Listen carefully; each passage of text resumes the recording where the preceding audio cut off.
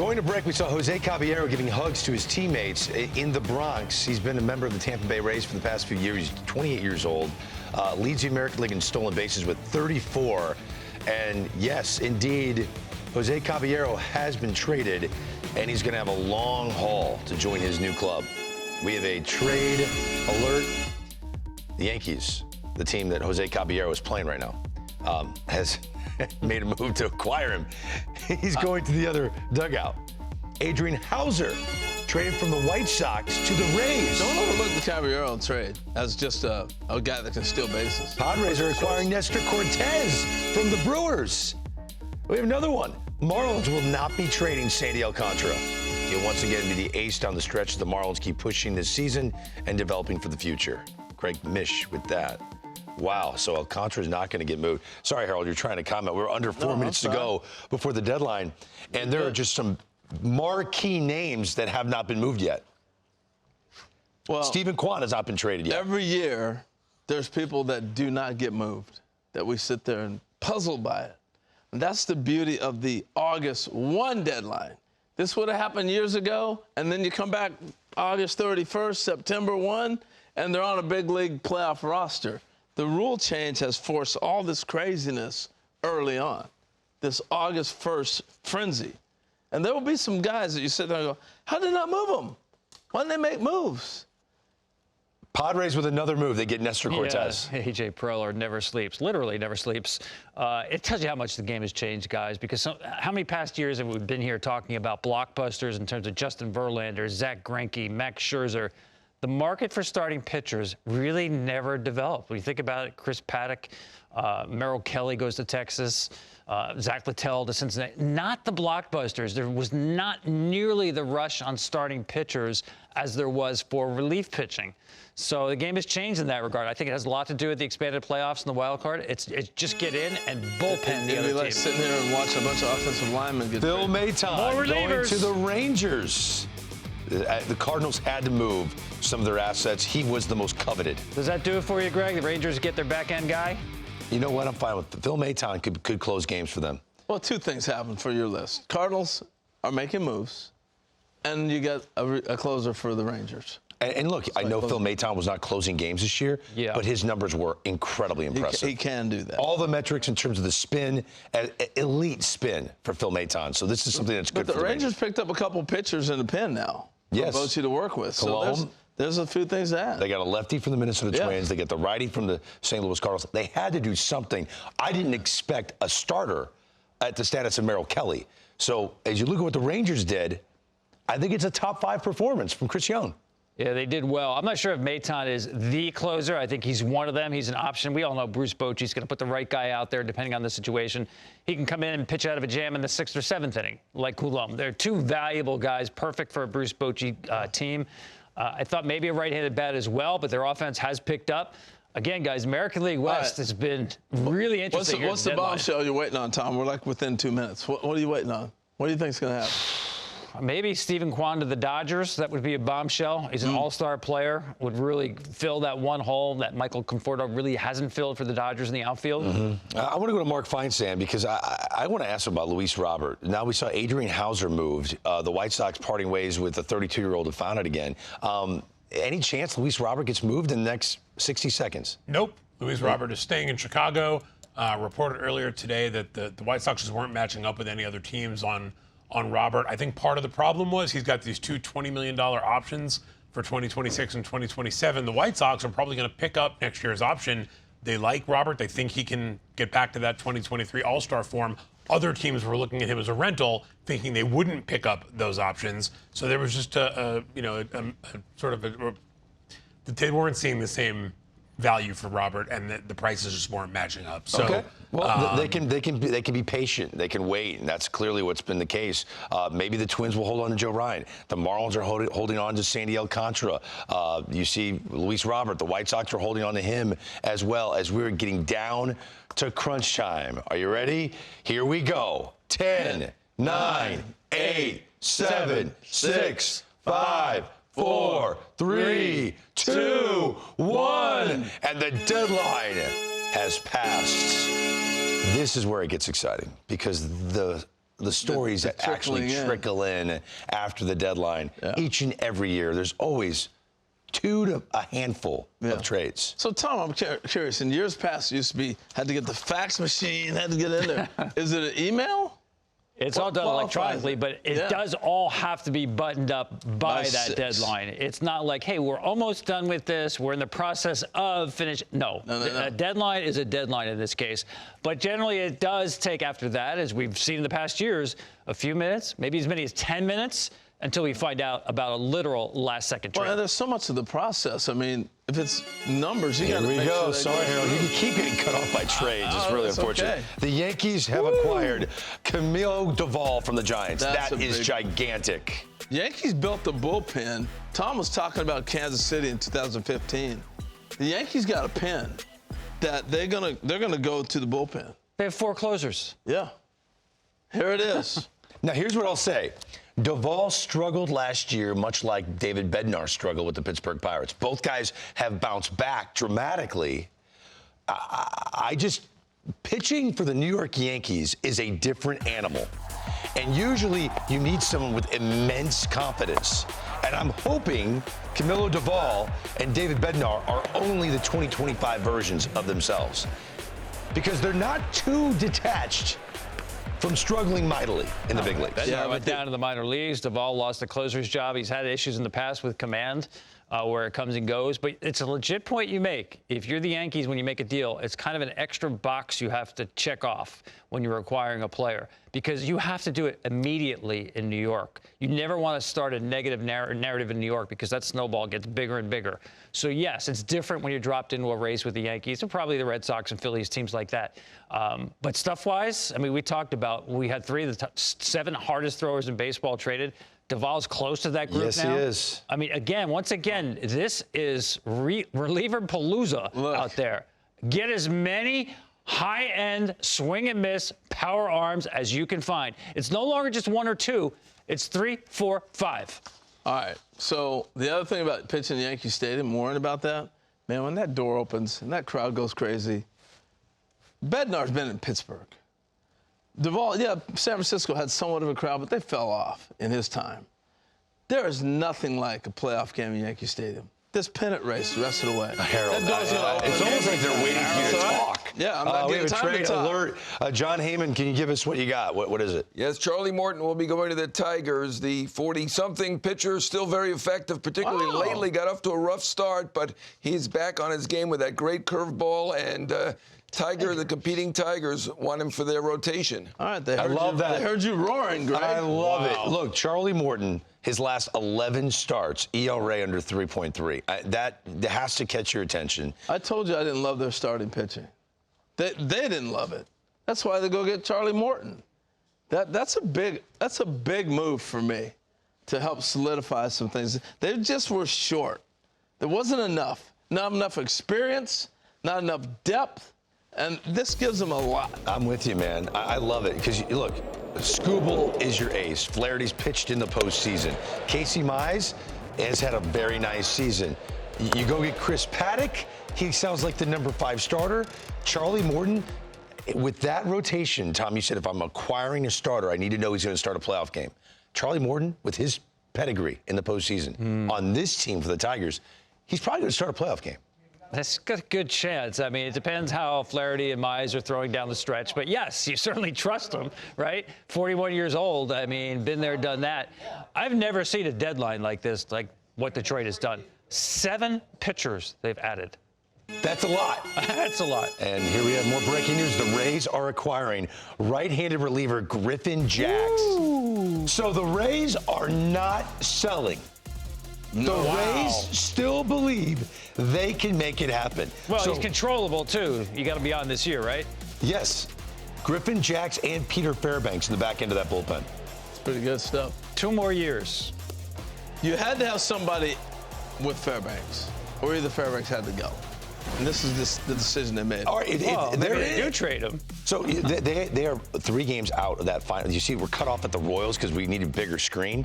But they're also 3 games out of that last AL wildcard spot. They just went out and got Adrian Hauser. Now, our good friend Dan Plesac's been moonlighting with the Chicago Sports Network calling White Sox games. This 32-year-old Adrian Hauser is the one pitcher Dan Plesac said he would go get. He said that he has figured it out and that his stuff is incredible and knows how to pitch. Could not say enough great things about Adrian Hauser. So the Rays go get Adrian Hauser to put in their rotation. They just got Griffin Jacks, who teams that were in the mix heavily for a postseason spot were interested in. The Rays are holding on to Yandy Diaz. They're holding on to Brandon Lau. They're going to try to make a run for this. Yeah, I think once people saw the signals coming out of Minnesota, you get on the phone with the Twins people and see what, that's a garage sale going on there. See what you can get. In this case, it reminds me of Seattle last year with Randy Arozarena. It's a deal not just for 2 months, but how does this make us better going forward, going way back when? The Reds did that with Scott Rowland getting there a year ahead. So, to me, Griffin Jacks having control of him for 2 years with closers type stuff, I mean, he fits in great in that team. The Tampa Bay Rays are not done yet, and I'm very happy about that. I know they are 1 game under 500, and they traded Jose Caballero. I mean, think about it. I love the front offices who can do both, who can approach a deadline and be buyers and sellers. And it's not just A.J. Preller out there doing it. The Rays are doing it as well. If you're Tampa and you're looking at, okay, if they were looking at Caballero as a guy that can run for you, you have Chandler Simpson. Right. Who they've had up and down this year, but now he's come back. That's a guy that if we need somebody to steal a bag, we can pinch run him if he's not starting. That's what you do. Boy, Harold, you're on fire, man. You're on fire. The Twins trading everyone. Oh, my God. Marlin Who's to the playing for them Jays. tomorrow? I mean, Do they play tonight? wow. I got to tell you, all the All I years. know is if I'm in the minor leagues with the Twins, I'm going, all right, I'm going to big leagues. I'm waiting for Royce Lewis's name to pop up. I mean, it's crazy right now what's happening with the Minnesota Twins. I don't know if I've ever, on the day of the deadline, seen one signature domino fall that changed the entire brand of an organization. I'll give you guys credit. You guys are on top of that. With Carlos Correa, as soon as Correa moved, you went, deciding that's the organizational change. I'm out has changed the next 3 years of the Minnesota Twins. Yeah, this really started with the Duran trade, but I think the wheels were in motion with Correa. We had heard that for the last couple of days, that there was a possibility, and you're going like, what? What's going on there? It became clearly evident that this was a franchise-changing trade. And we're seeing the kind of arms they had at the back end of their bullpen where everybody wants. Brock Stewart, Griffin Jacks. Oh, what do you know? Yeah, Tom. The Blue Jays are getting contagious. Varland and Ty France from the Twins. Ty France is going too? Wow. I mean, so the Blue- somewhere so the they get- Minnesota Twins are drinking beers right now, laughing that they're all being traded. No doubt. There's no doubt. It's Or there's some wild. people I'm crying. telling There's you, one it's guy crying, and that's Byron Buxton. Like, his team just got dismantled. Garage sale. I'm said going to he go look wanted for to some stay. old LPs to buy, some old vinyl. This is incredible. They decided immediately this is, and the reason Correa Twins is so players was significant. that got traded today? How many? Yeah, Got to Beck, be you got to half look the that roster. up. In this week alone, it's got to be 10 to 12. I mean, it's wild. But the reason Correa was the significant piece, it was a historic AAV contract for the Minnesota Twins when they signed him. Yeah. And they still have 3 years, $92 million left. So when you dreamt of the future of the Minnesota Twins, you still could dream on Buxton, Correa, and Royce Lewis. And the second that changed, everything fell apart after that. We never saw them all fully healthy for a Never. long stretches period of time.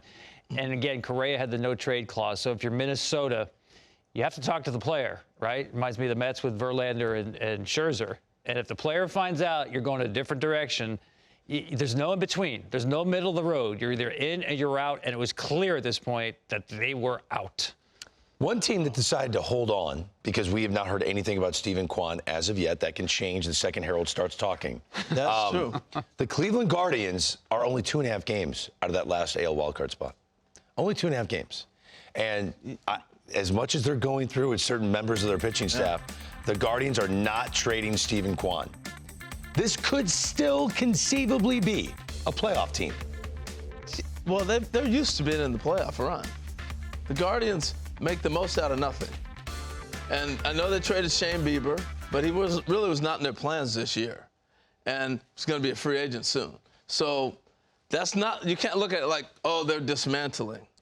Stephen Kwan was a significant move because it tells you what's going to happen with Jose Ramirez and the rest of the team moving forward.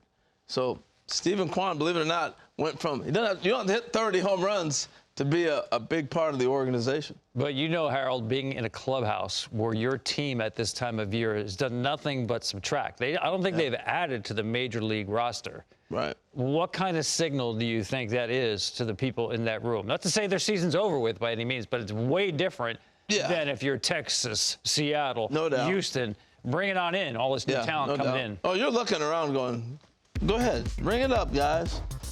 Twins are getting Taj Bradley in the Griffin Jacks deal.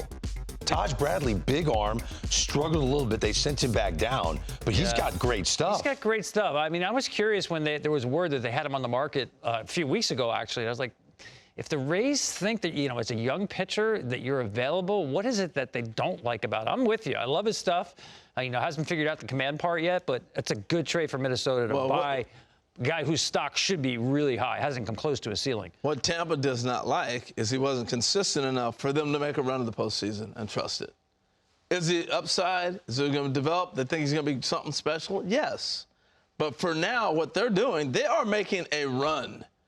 And he does not fit in that run. We have to have guys throwing strikes. We have to have guys getting out. This is what we're doing. That trade there is symbolic of where baseball is today. A young starter who's got great stuff was traded for a one-inning reliever. Who's really not a closer. Closer stuff, but Griffin Jacks is essentially a 7th, 8th inning guy.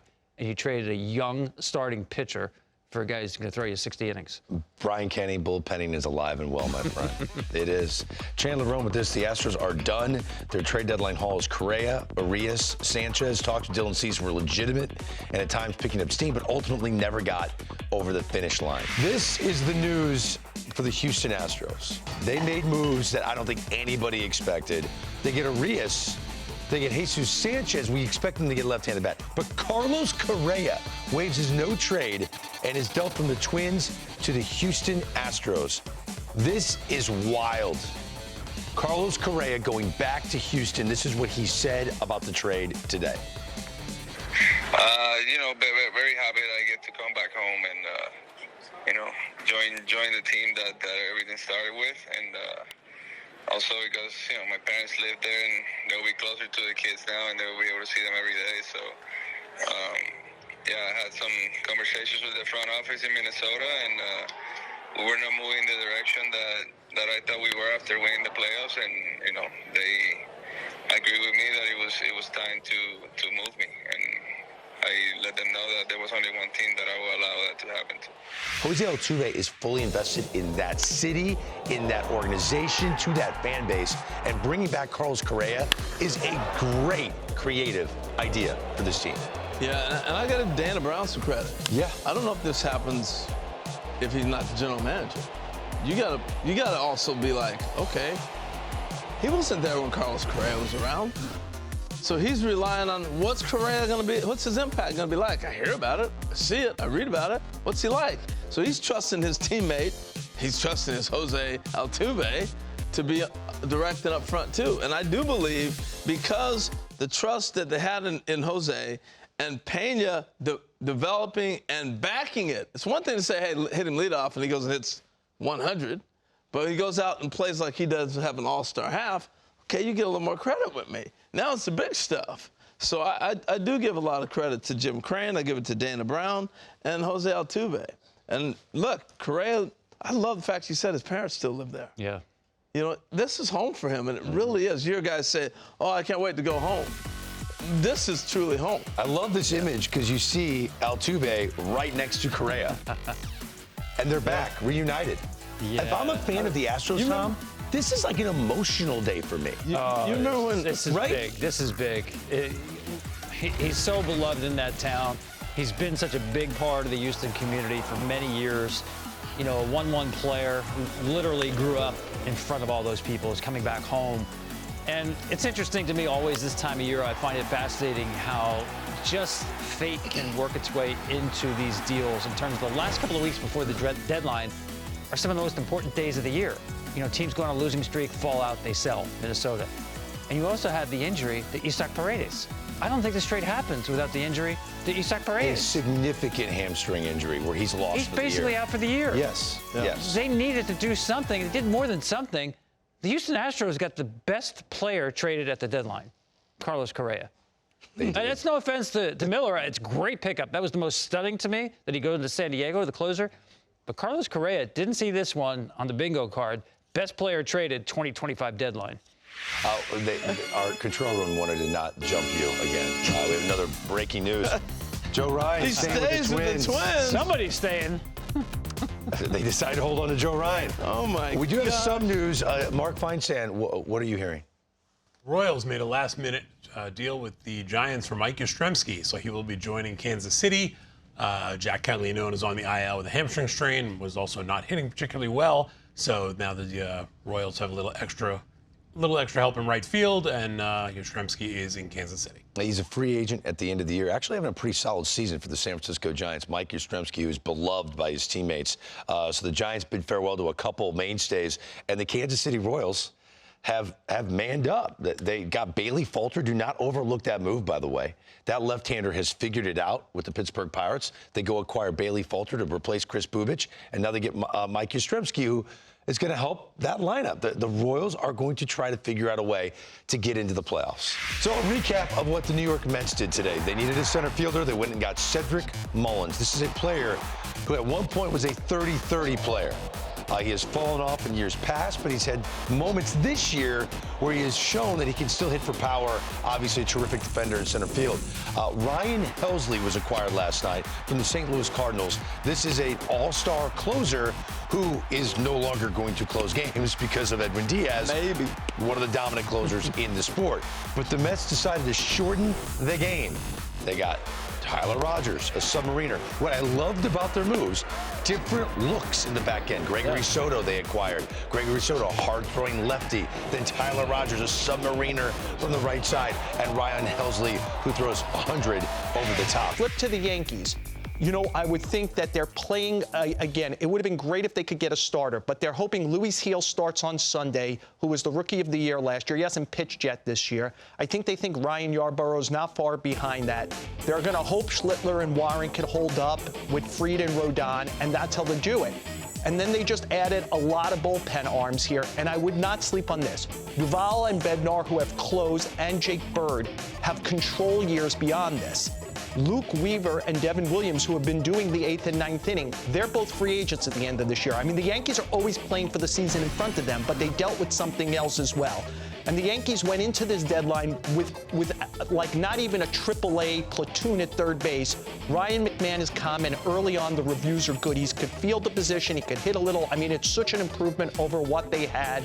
And their bench with Rosario and Slater gives them two right-handers. And I will say this, I think once they're full, when Aaron Judge comes back, Jose Caballero probably ends up at AAA, at least until September 1st. But I wouldn't sleep on that one either. Anthony Volpe simply has not played well defensively at shortstop. Caballero's a good defender besides bringing speed. They had to trade Oswald Peraza. They did that to the Angels. He was out of options. So they were losing their backup shortstop. Caballero gives them insurance on the Volpe issue, even though I think when full, he might end up at AAA. Major League Baseball is separated between the marathon of 162 and then the sprint, which is October baseball. And they're completely different styles of baseball. Is that good for the game? It's different. I can't say good or bad, but it is different. You're talking about tournament baseball. It's basically American Legion baseball once you get to October. The depth of a roster, like Detroit has, is not really applicable in the small sample size of October. So what you're having now, baseball has flipped. What you're seeing now is teams building bullpens the way they used to build rotation. Yes. You have to be 5 or 6 deep in your bullpen, and you don't really care about the rotation. I mean, that's an overstatement, but you get my point here, where the Yankees did not have more than, I want to say, 2 guys really in their circle of trust when you need 5 or 6. So Bednar and Doval solved that issue. Shelby Miller and Jordan Montgomery. Wow. So They threw Jordan Montgomery, who's out for the year, with Tommy John, which was a very polarizing contract in Arizona. Take this one, too. I mean, I gotta believe that there was money. There's got to be money Oh there. my goodness! Take a look at the business AJ Preller was able to execute on this trade deadline day.